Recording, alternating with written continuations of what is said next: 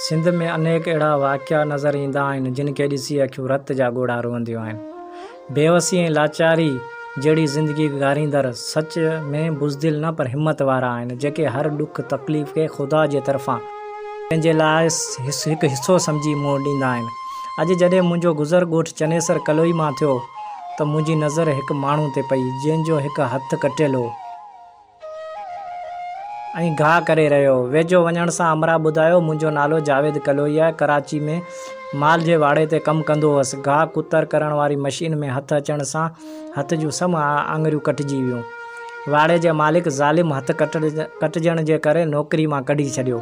बेवस ऐं लाचार थी ॻोठ मोटियसि। हिन ॿुधायो, मुंहिंजी उमिरि 35 साल आहे, शादीशुदा आहियां, मगर औलाद न आहे। घर में मुंहिंजी माउ ऐं मुंहिंजी घरवारी आहिनि।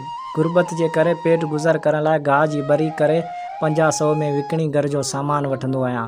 हिन चयो, इमरान ख़ान खां जेके एहसास एमरजेंसी प्रोग्राम वारा पैसा आहिनि उन्हनि बि मूंखे नाल करार ॾेई छॾियो आहे। हुकूमत ऐं वसवारनि ऐं ख़ुदा जे बाननि खे अपील कयां थो, थी सघे मूं मिसकिन जी मदद करे।